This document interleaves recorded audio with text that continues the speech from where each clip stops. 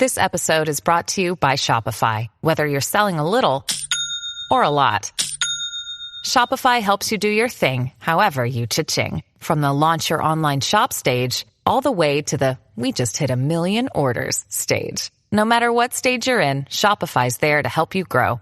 Sign up for a $1 per month trial period at shopify.com/special offer, all lowercase. That's shopify.com/special offer. This program contains subject matter and language that may be disturbing to some viewers.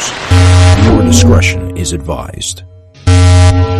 Savaged, unfiltered. Your host, Michael Gardner.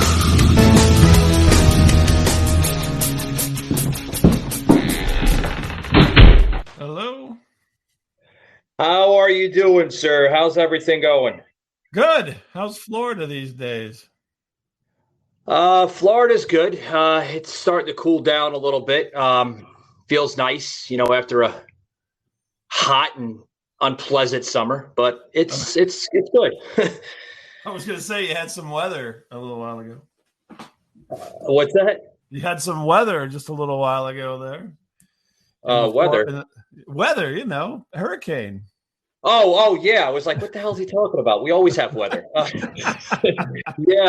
That was, Bob, I got the whole end of it. I got the face, the two sides, the ass, and the legs. I mean, it literally came right over Central Florida. I live in Orlando, and we got really bad. Dumbass. Well, hopefully you didn't get the ass first. No, we got that last, but we got that last. Okay, ass last. All right. So I want to introduce you to my listeners. Sure.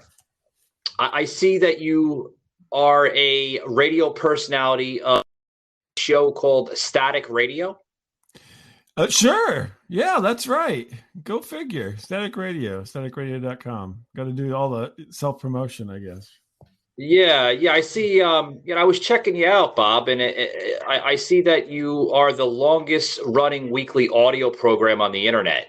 That's a bit of puffery, but possibly, yes. We started our show in January 1999 and have been doing a show every week since then. Because I kind of did my homework. It says 1998. I guess that's when you guys were just getting in. Well, I say January 1999 is the official date, but our first show we recorded was in November on Thanksgiving 1998 to do a couple of tests, and then we've been weekly ever since since January 1999. Holy shit! I had to make sure, man. I was like, I hope he's not just putting in that, just for publicity and shits and giggles. So I mean, this is a real thing. That's it's good. Real. It's a real deal. Yeah. We the idea came during 1998, and so much has changed over time here. But yeah, I finally put that out there just like, I don't know, within the last 6 months or something. I'm like, maybe I should put this on here somewhere, because no one, a lot of times people don't believe you. You say something like that and they're like, you're full of shit. What do you mean you've been doing this since nobody was doing anything in 1999? What the fuck are you talking about? And I'm like, yeah, we were doing stuff. Yeah. I mean, you got to remember, folks, I mean, this is back in, terrestrial radio era, before podcasting and all that. Yeah. Way before podcasting. Yeah. And it was, there was not a lot going on. And it basically is just a continuation. My co-host Miles and I, we used to do a radio show in college. We graduated college, and in the subsequent few years after graduating college, I'm like, we had a lot of fun, and it would really be nice if we could continue doing that. And I have an idea. And Miles is not a technologically savvy type person. I said, don't worry about it. I'll take care of that. Just be available, and we'll do what we used to do, which we used to do a show with music. And then in between songs, we would, chat about things and do silly things. And at that time, Napster was a big thing in the news back in those days. And so we couldn't do the songs because everybody was getting sued. You know, grandmas were getting sued and everybody was getting sued for downloading music. So, or playing music on the internet. And I said, well, we'll just do the funny stuff. And so that's where it all began. And basically we've been doing kind of the same format since the very first shows. So, you know, we kind of tell stories and be funny. Yeah, so you've been pretty much doing the same shit since '99 then. I've been doing the same shit longer than that, but yeah, it's pretty much the same shit that's getting recorded. Yeah. Yeah. Now that, you know, obviously, you know, I guess you guys have branched over to the podcasting world where you're allowed to say more things on air, you know, rather than the FCC, you know, hitting that hammer at you, right? Oh yeah. Oh yeah. Everything. So yeah, everything. The thing about podcasting was, you know, whenever Adam Curry was doing Daily Source Code prior to podcasting becoming a reality, I was listening to that and actually had interactions via email with him about it. And that's how, so we were kind of out front for that because of I just happened to be listening to Adam Curry at that time. And I said, this sounds interesting. What do we do? And then he sent me back information and so forth. And it used to be a thing called Adam Curry used to have like it was at first the top 50 podcasts, the first 50 or whatever you want to call it. And then there was the 100, and then he did on, and then he stopped it at some point. But anyway, we were in the first 50. So the interesting thing is that we were on iTunes before whenever podcasting became a thing because they stole Adam Curry's list. So they took his list. That. And everybody who was on that list was on iTunes. And so I didn't even know it until after the fact. I found out through somebody else that said, hey, did you know you're on iTunes? I'm like, I don't know. And and I'm like, yeah. And I kind of did a little detective work. And basically I looked through it and there was the same people. And so I thought that was kind of interesting. I don't know that if he had a deal with them or what the deal, you know, what the interesting part of it was. I remember iTunes. I mean, that was pretty much the beginning roots of podcasting, you know, before Spotify took over and, you know, now it's Amazon Music and iHeartRadio, which I mean, that's if you can get on those platforms, you're pretty much in the golden goose, you know, pretty much of the industry. Yeah, and I think at this point we're on pretty much all. I was looking at your thing and I see you're on some things I've never even heard of called something like Chatcast or Chat something, and I'm like, I wonder what that is. I'll have to check it out. Bob, we're on so many fucking platforms now. When people are like, "How can we find you, Michael?" I'm like, "Dude, just Google search the show. Yeah. We'll come up on like 12 or 15 fucking platforms." Man. Yeah. And they grab it. I just got a thing. There's this thing called Wisdom. Have you heard of this yet? Wisdom. Now that's a new. Yeah, I've heard of that. It's in the developing beta stages of it. Yeah. Yeah. They sent me an email and said, you know, join Wisdom. We'll give you a badge or something. I'm like, yeah, okay, whatever. And so that just came about just like I think 2 weeks ago. So anyway, everything just happens. It all just happens, you know. So did you get your badge, Bob? I did. Yeah. Look up. I couldn't even tell you. I think it's only on an app, Wisdom app. I have the Wisdom app. And if you look up Static Radio, I think it's under Static or I don't know if it's under I don't think it's under my name. I think it's under Static Radio. So if you, they're playing. Sorry. Now Ashley's talking on Wisdom. I apologize. But, yeah, you just look up Static Radio on Wisdom if you get the Wisdom app, and it's, you know, a lot of stuff out there. But I'm not pushing Wisdom. It just happened. We're talking stuff here, so yeah, I hear you. So tell me a little bit more about the Static Radio. Like, who was the person that came up with that name? Oh, but we've kept it because I think. Now, I'm sure if Miles were here, he would argue with me. But I think I came up with the name back in college. So back in college, I was worked at the college radio station and was a promotions person. And I said, I really want to do a show, but I don't want to do a show like everybody else is doing, which everybody was doing. You know, they play their records, they have some fun, you know. And I'm like, I want to talk a little bit and do some, kind of bits and funny stuff and be goofy. And yeah, so what's I didn't want to do funny? the regular stuff. Yeah, what's funny? I mean, you come from that same era of that on-air, kind of comical, act of like Howard Stern and others in that era. Exactly. So I find that very, very fascinating. Is that some of like? Did you? I mean, obviously, everybody heard of Howard Stern. I'm sure you've listened to Howard Stern, before when he was on terrestrial, before he went over to Sirius.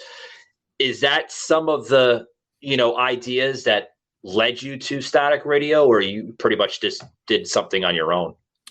I would say a little bit. I did not listen to Howard Stern until, oddly enough, after I had started doing the show, because he wasn't he wasn't on terrestrial radio where I was at. So he was in New York, and I would hear stuff, actually via the internet, even back then.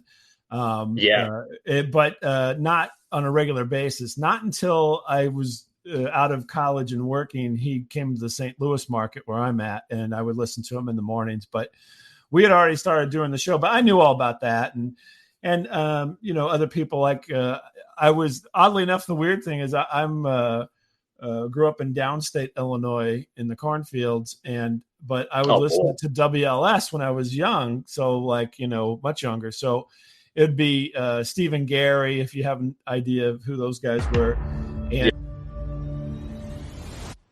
it's time. We've got a global fan event to launch. Drum roll, please. Are you ready for Tudum? Are you ready? I'm ready. Today I get to share a special gift. It's happening. Coming at you right now. Tudum is back. Let's reveal some steamy secrets, shall we? I'm very excited for you guys to see it. I'll meet you there. Check out the news you've been waiting for. Get ready for some action. Bonjour, Tudum. It's time. Let me tell you what you're about to witness. I'm so excited to introduce my new movie. A lot of blood, sweat, and tears went into making this. Here's a sneak peek behind the scenes. It's very exciting, Yes. Hola, hola. Thanks for joining us. Let's get down to business. It's happening. It's magical. Se viene, gente. Se viene.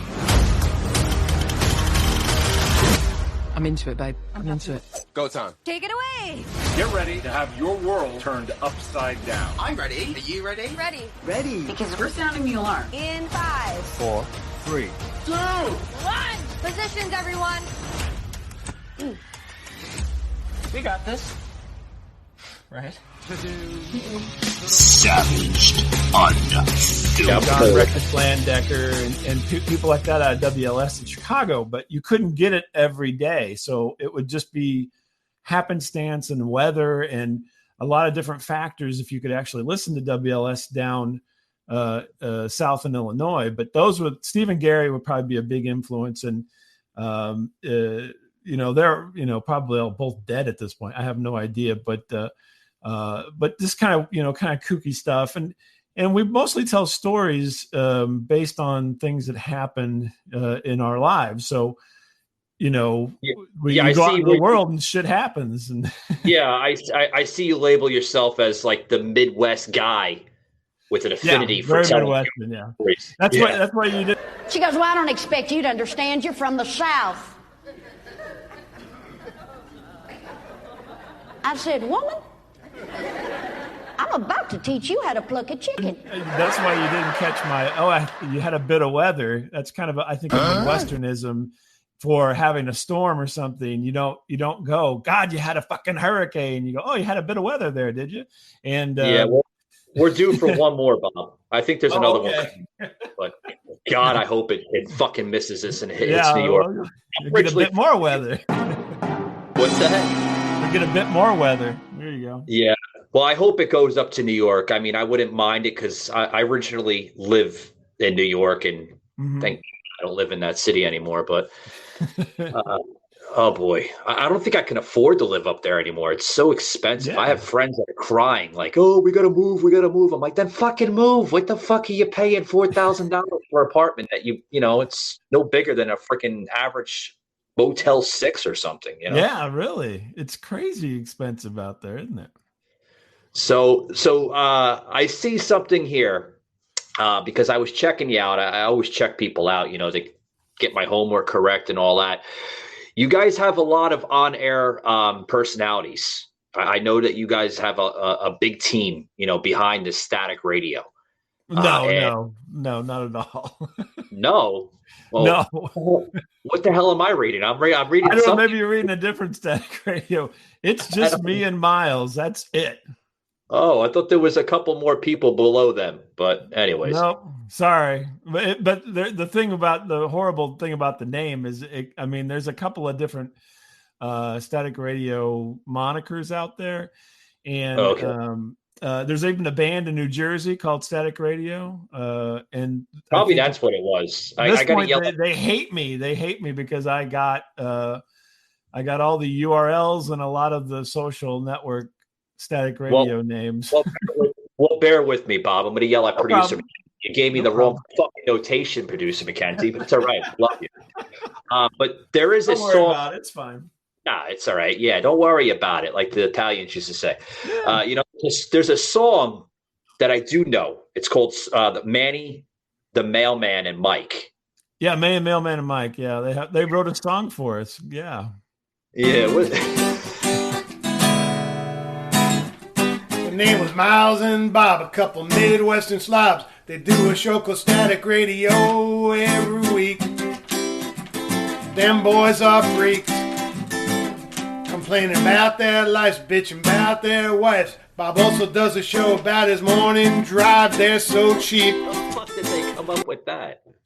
I don't know. So, these are all real people. So, I've actually met Manny the Mailman, and Mike I met Mike as well. Oddly enough, they came through St. Louis one time, and I went and had lunch with them. But these are people that listen to the show over the years, and so Mike, I think, is a bit musical, and Mike wrote this little tune, and Manny he sang it. Man, they're from New Jersey, and they come up with this little thing that they sang. And we've got a couple of people that wrote different little songs about things. Yeah. And sound Jewish. I put them out there.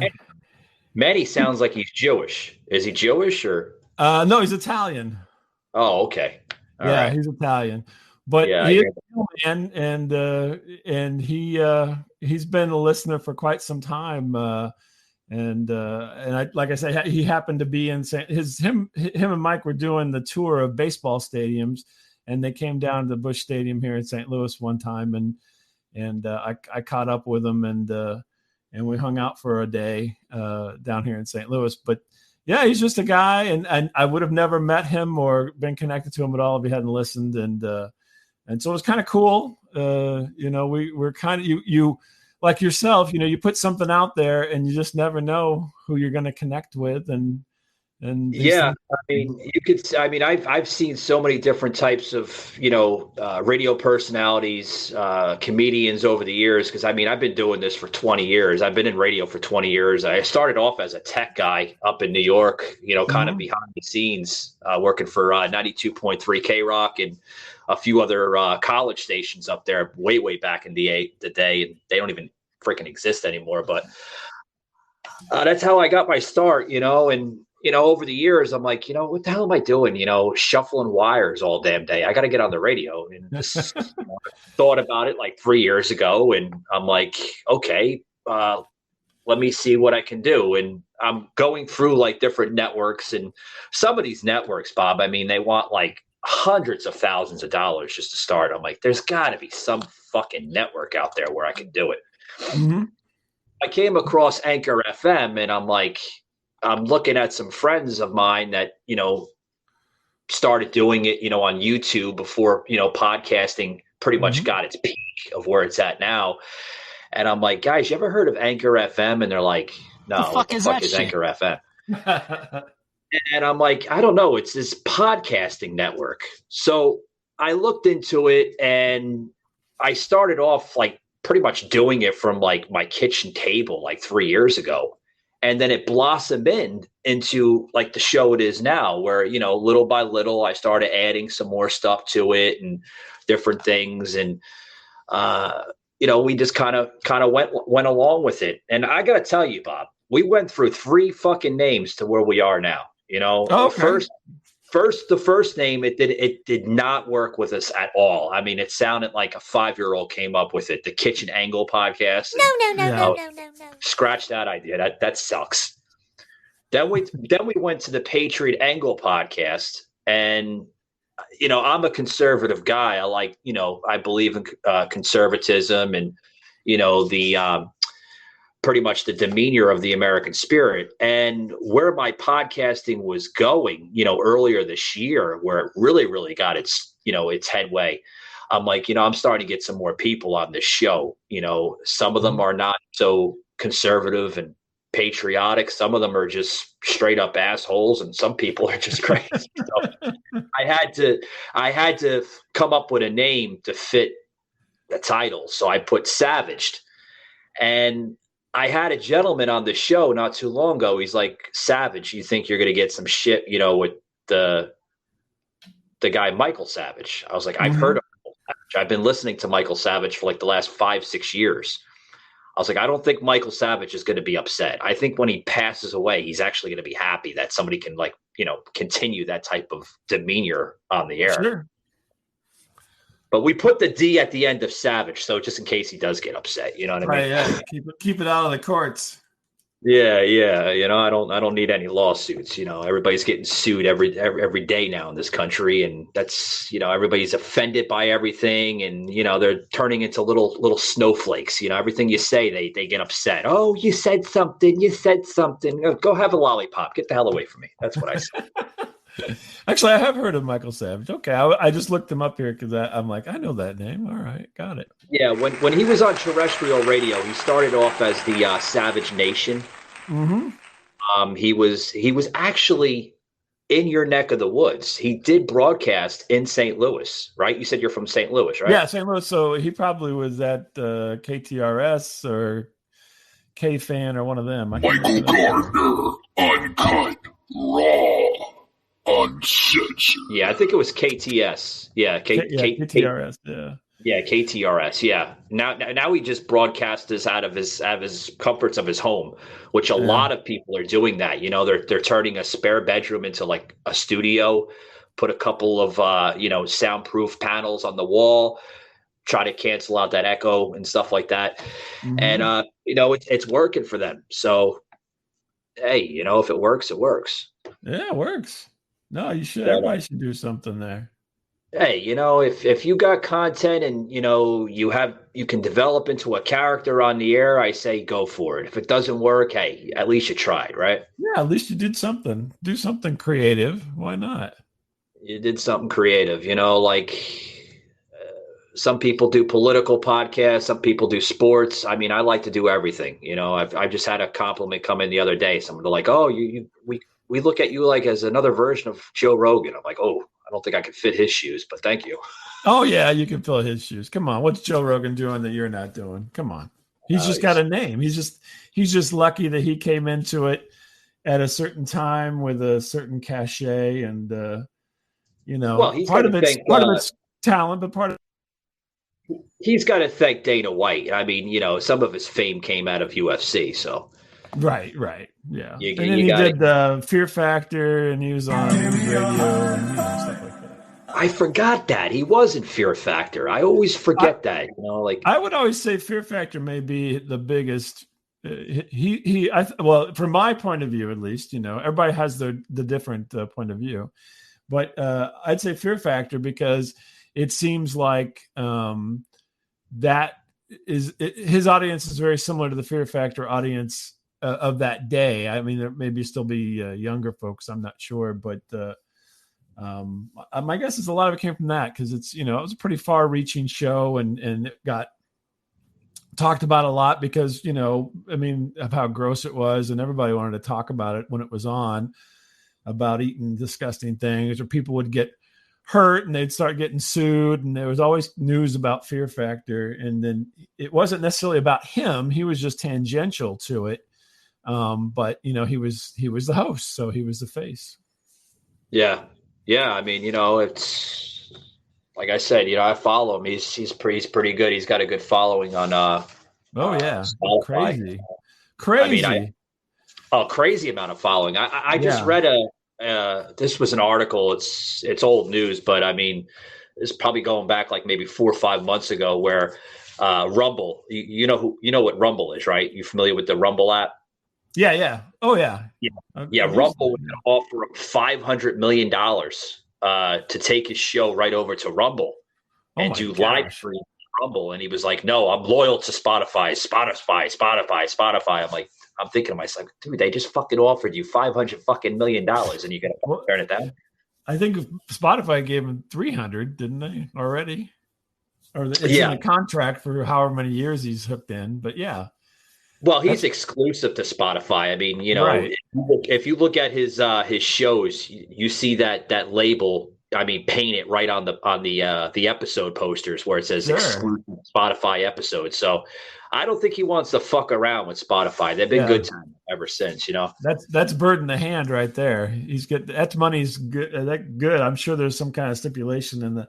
They say 500 million, but how does it show up? When does it show up? It may be show me the money. 5 years, and you get 10 million now, and then if you make it through the 5 years, you get 500 million in total. But who knows? Not that I would turn it down. Just saying. No, I wouldn't turn it down either, Bob. I mean, fucking Spotify says, "Oh, well, we'll give you so much. You want to take it?" I'm like, "Yeah, but you're not gonna make my show scripted, right? I can't stand that shit, Bob. Like, how do you feel, since I'm talking to a fellow radio personality such as yourself? Like, how do you feel with scripted material? Are you into that? I don't like to be this. Everything that comes out of my head just comes out of my head. So it's not, I mean, you may have a thought and you say, "Hey, this would be good," and you kind of noodle it before you say it. But no, I'm not much on scripting, just because I think it sounds so ingenuine. And I think as part of being able to connect to people via the media here that we're utilizing the medium, then you kind of need to be fairly genuine. And so whenever things come out of your mouth, they need to sound like they're coming out of your mouth, not out of somebody else's head through your mouth. So you want to sound like you're real and genuine, and you're not reading off of a teleprompter, and you're not sounding like this like a robot. Like, who the hell's going to listen to that shit? Right? They want to. Everything needs to be kind of freewheeling, and it comes with its dangers, but you deal with that. That's the part that you have to kind of that's your craft right there. You master how you say things. So pretty much, going back to Spotify here. I don't know if you knew, but the program that we broadcast off here, Anchor FM, it is a company of Spotify. Spotify. Oh, really? Anchor. They own that? It's like Amazon affiliated company kind of thing, huh? Cool. Pretty much, yeah. Anchor FM was bought by Spotify, I believe, like about a few years ago, like 4 or 5 years ago. Because like I said earlier in the show, I didn't even know what the hell Anchor FM was. It was like, okay, I thought it was like some kind of like little thing like for kids, like, oh, let's record something and put it on the internet. Like, I didn't think it was an actual like, a well, designed company. And there's a lot of personalities on here that use Anchor FM. I gotta look in. I have the app on my phone. I'm opening it up right now.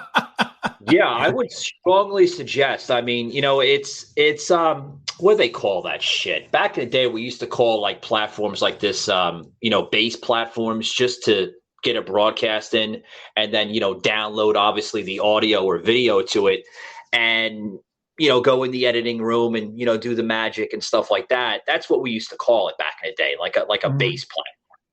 Yeah. But that's what we use. we use it like, as a base platform, because come January, Bob, we're going right over to fucking video. I love audio. Don't get me wrong. I love audio, but I mean, video is where it's at right now, I think. Yeah. Everything's heading in that direction. I know it's just kind of the way things are trending, and it's gotten easier for people to do because of the advancements of your phone and everything. So it's not like the barrier to entry is not as high as it used to be. We've done stuff on YouTube here and there. We actually did back in the 90s, the late 90s, 99 or whatever. We did several basically little documentary things on events that Miles would actually go. I'm not much for going out and to events, but he enjoys that, and he would go out to events, and he did interviews and did things like that. And we put those out on the website initially. At that time, they've been on YouTube since since it became something back in 2005. But we'll have to get back to that. We may have to do more of that kind of stuff, because that's where everything's trending. So I remember back in 05, that was popular, with those little they called them shorts. Do they still have the shorts? YouTube's pushing shorts again now. Yeah, it used to be, when YouTube first came on, you only could do 10 minutes. And so basically, I just said, we're doing a 10-minute piece, and he would be like, yeah, I'm going to go out and do a tattoo festival and shoot some stuff. Like, great, go shoot some stuff, tattoo festival. I would edit it and put it together, and I hit that 10-minute mark, which was as much as you could upload at that point in time. And so then all these little things are 10 minutes. We got a video. He interviewed the Lizard Man. You know the Lizard Man at all? He was on the Ripley's Believe It or Not stuff a lot. He's modified his body to look like a lizard. It almost sounds like either a Howard Stern or a Bubba the Love Sponge personality. He's a real nice guy. He tattooed all over his head, and he had these implants, and he's filed his teeth down. But in talking to him, I didn't talk to him. Miles talked to him. But anyway, Miles talking to him, it's a nice interview, and he seems like a real nice guy. When you look at him and so forth, you probably think he's probably pretty wild, but he seemed like a fairly down to earth kind of guy. But he just did all this body modification when he was young, and he's become this pseudo body modification celebrity. And he would go around. He was at this festival, and he just goes as himself. I'm the Lizard Man.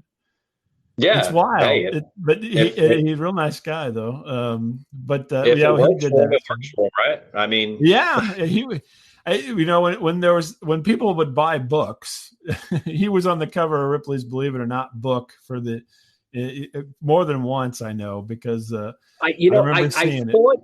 I thought I seen him not too long ago. This was probably like a couple of years ago, right? At Ripley's Believe It or Not, there was a special event that they had on International Drive in Orlando here. Yeah. And I believe I seen him there. He's if this is the right guy, he's kind of like heavy set a little bit, maybe like kind of medium maybe set. Now. Yeah. I haven't followed him since, but he was not a big guy, but he's gotten, this has probably been 20 some years ago. So he probably has. He's an older guy now. So he probably is heavy set now. He is much older. There was like a conference thing over at the Orlando, wasn't the Civic Center. It was the big, shit. What the fuck is the name of that place? It's right on I-Drive. They do like a lot of like Comic-Cons there, and I think he was over there too as well. Yeah. Yeah, he's his real name's Eric Sprague. I didn't know this. He was born in 72, so he's getting, a little bit older. And he was on the Ripley's Believe It or Not television show several times, and then a bunch of different stuff. And yeah, I gotta check him out. Maybe I can check him out. He's still alive, right? Yeah. Okay. I gotta reach out to him. He's 50, so yeah. They have the picture they have is of him when he was younger that I see here on the wiki. Okay. He was involved with Jim Rose Sideshow Circus, if you've ever seen that before.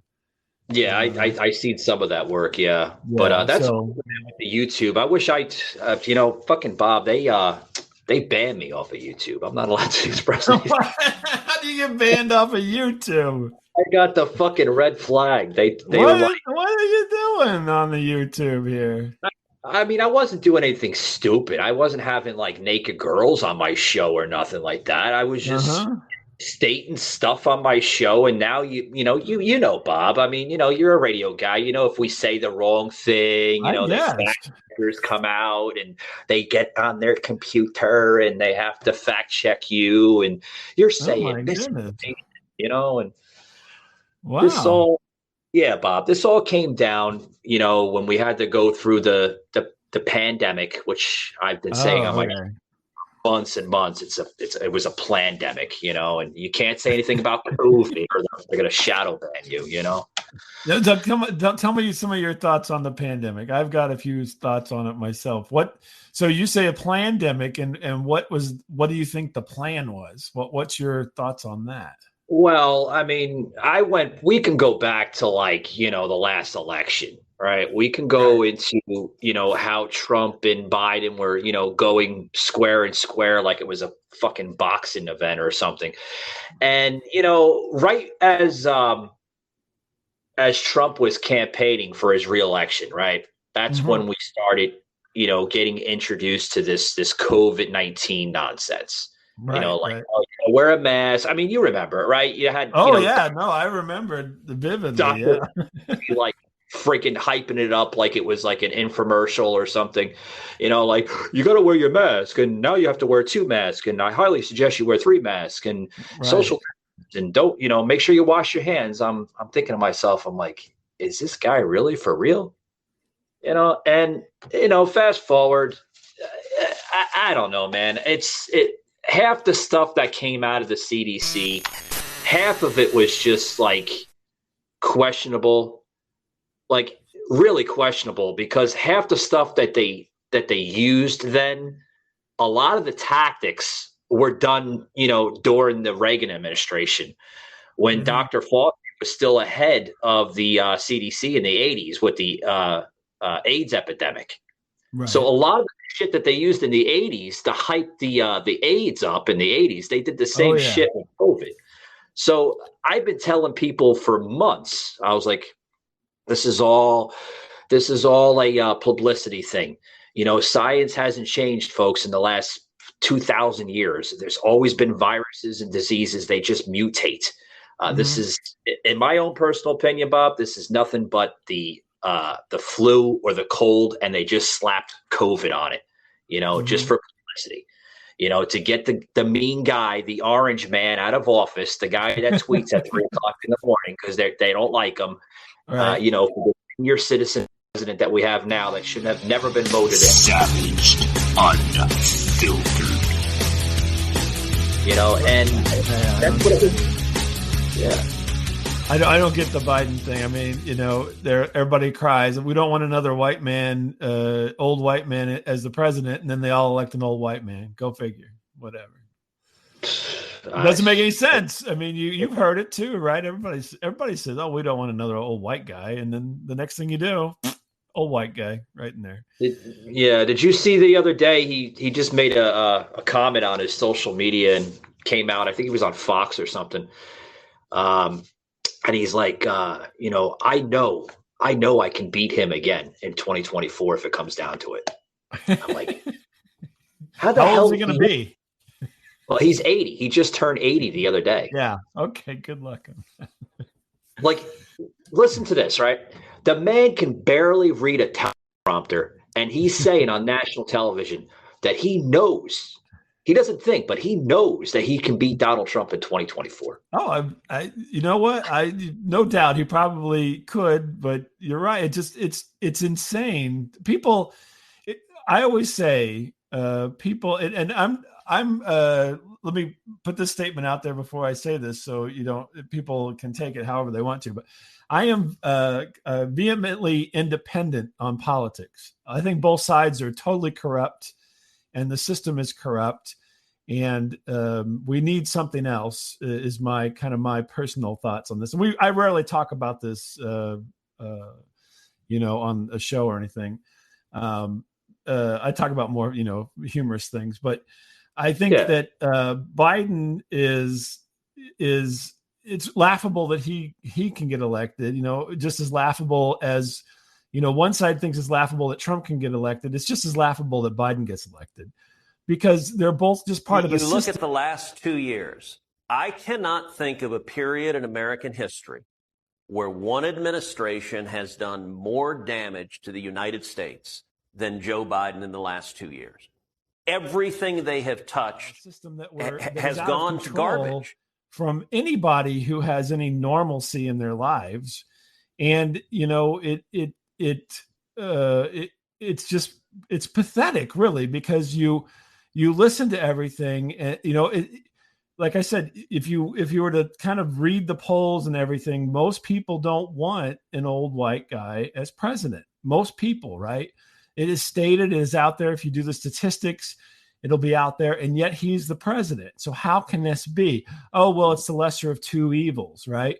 Well, here's the thing. Why is there only two evils? Why isn't there 10 evils? You know what I mean? Why can't it be the lesser of 10 evils? Here's the thing. Because people are stupid. Yeah. I mean, you painted. But here's the thing. You just said something. No one wants an old man as a president. It may have worked during possibly Jimmy Carter's era, because he, somewhat what is that? Dementia. Thank you, Mackenzie. Yeah, he might have like forms of dementia, like he is showing. That may have worked during the Carter administration, where they felt bad for him. Like, oh, we feel bad for Carter because he's an old man and this and that. Mm-hmm. Joe, we're in 2022 now. I mean, people don't want that. They don't want that weak mentality, especially in today's era where we have countries that are ready to blow each other up with nuclear weapons. Well, but I'm gonna play a little bit of devil's advocate on you there. I don't think anybody wants to blow up anybody. I think it's all a show. You're watching the show. So? I think Russia's a show. Ukraine's a show. It's all a show. Yeah. And because if they want to blow anybody up, it can happen. It can happen. There's nothing stopping anyone from hurting anybody else in this world other than not profitable. Bob, I said this the other, going back a couple weeks ago on this, I was on a liberal podcast, which sometimes if I go on a liberal podcast, I'm going to let you know. I'm going to tell my listeners right now. Yeah. I go on a liberal I have a thing of like tequila, Jack Daniels, or a few cans of beer on standby because some of the rhetoric that comes out of these people's mouths, I'm like, what the fuck were they thinking about saying that for? I was on this liberal show, which I'm not going to plug because he's an idiot. And I only plug in people that I absolutely think that deserve the floor. But this guy was like, do you think that Putin is going to blow up Ukraine and this and that? I'm like, no, I don't think it's that at all. I think Putin, if he wanted to blow up Ukraine, he has the power to do it. You got to remember, guys, this guy is a former intel officer turned president. He's a very highly intelligent man. He knows his shit. So if he wanted to wipe out Ukraine, he can do it with a snap of a finger, But I don't think it comes down to that, Bob. I don't think it comes down to that, folks. I think it comes down to a supremacy issue. Putin wants the bigger stick in the battle, right? And that's what it comes down to. He wants to say that I'm Putin and I'm hot shit and you're not. That's what it comes down to.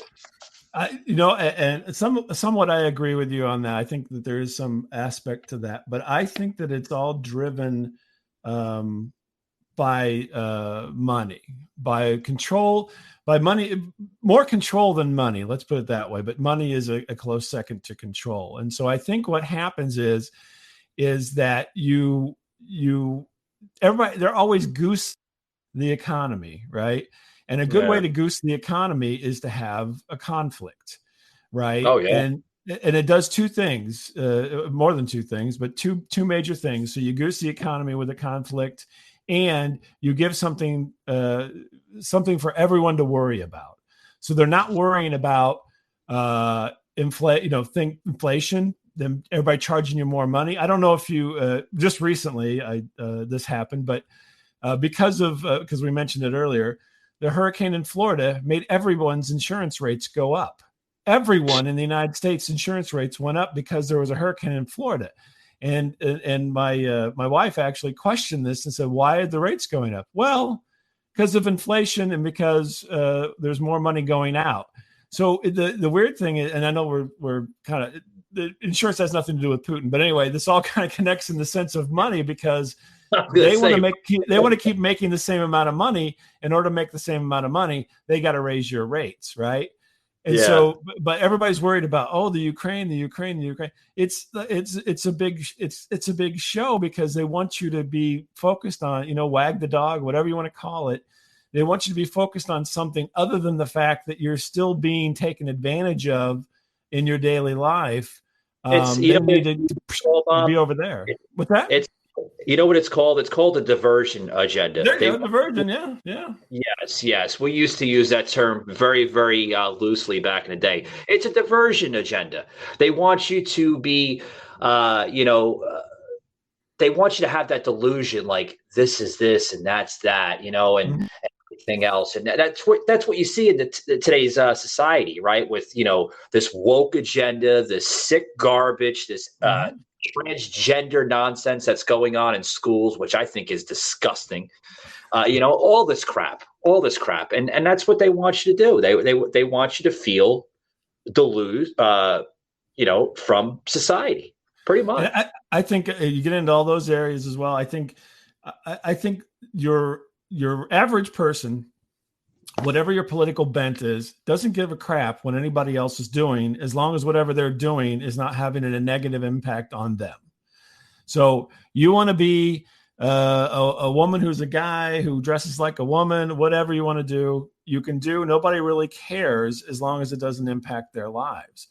They bring all these things forward to kind of get, and they push this out into the media and so forth to get people kind of heated up. But I think in reality, I mean, it's happened forever. It's not unusual to have people who feel this way and to be out in this world. There was actually my son was telling me this, and I don't know, he reads a lot, but anyway, he was saying Native Americans had another gender. So there was male, female, and another gender back before any of us were here in America. They had another gender, and it was recognized, and it was no big deal. So people would be male, female, and something else. I can't remember what he told me the word, but I can't remember now. And it was not, it wasn't necessarily severely. I mean, obviously there was probably some negative aspects to it, because just like, if you say you're Republican or a Democrat, there's can be negative aspects. No matter how you split it, there's always a negative aspect for being one or the other. It wasn't as if it was something that was not known until today. This is something that has been around for thousands of years, and it's not. Like I said, I'm not pushing for this. I'm just saying that most people, because you're talking about, such a small percentage of society who are this way. Most people don't even care. The only reason that they care about it is because somebody's standing on a soapbox somewhere yelling it to the sky, and then now it's impacting them. Yeah, it comes down for publicity. It comes down for viewpoints. I mean, obviously, everything that we're seeing now, it's existed before. It's history repeating itself. Look at Black Lives Matter. Black Lives Matter is a spinoff of the Black Panthers in some aspect of it. I mean, everything has happened once before. You remember that term we used to use? Because I got to close it up here soon. You remember that term we used to use? Our grandfathers used to use it, right? If you don't know your history, you're condemned to repeat it, right? We're repeating our history. We're repeating history. Yeah, exactly. The interesting thing is that we're a society, believe it or not, we're a society of tribalists, and we always want to be in a tribe. So you are from New York. Maybe are you a Jets fan or a Giants fan, or if you're even a football fan?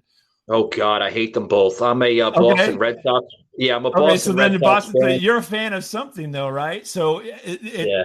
everything breaks down. So I'm in St. Louis, so people assume I'm a Cardinals fan and I'm not a Cubs fan because we our personalities are the way of being human. We need to delineate ourselves from everybody else, and we bunch up.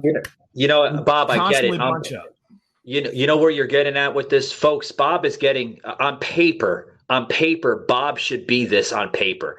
On paper, I should be a Jet fan. On paper, I should be a Giant fan. You get the concept, right? You get the memo. I'm from New York. I'm supposed to support those teams. Why am I supporting a team in another state?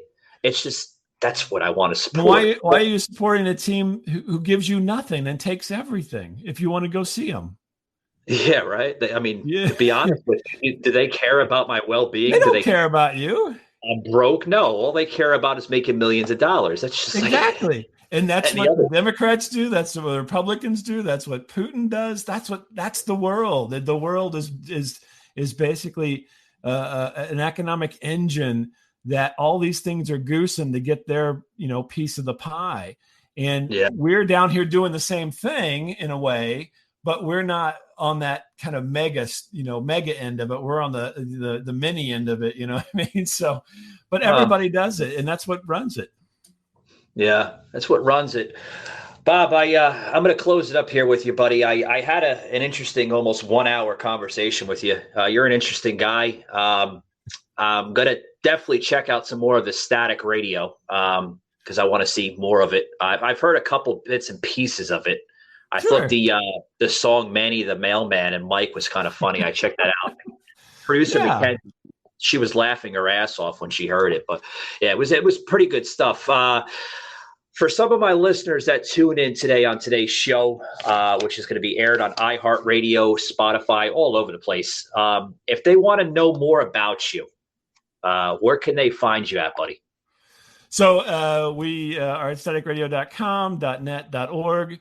And then again, you can go the Apple Podcasts or Spotify or whatever, and it's not, I would say, we just on here, I talked a little bit more about some other interests with politics and conspiracies and things. On our show, it's mostly just humorous. I talk about, funny stuff that happens. Like this week was the first time I've ever used an airplane bathroom, even though I've flown for quite a long time, and it kind of had humorous outcome. If you want to listen to silly stuff like that, you can listen to us at Static Radio. Bob, what the hell's wrong with you? You never used an airplane bathroom before? No. I've flown. I've been to Europe. I've been all across the country, and I never had to go to the bath. I purposefully, let me tell you this. So you get into idiosyncrasies and things whenever we go on the show, but I don't like to use the airplane bathroom, but I had to because, it just timed out that way. And it was a whole weird experience that I chronicled this last week. So that Europe trip is a long trip, man. So what if you had to take a shit? I guess you'd have to wait and hold it. Oh boy. Yeah.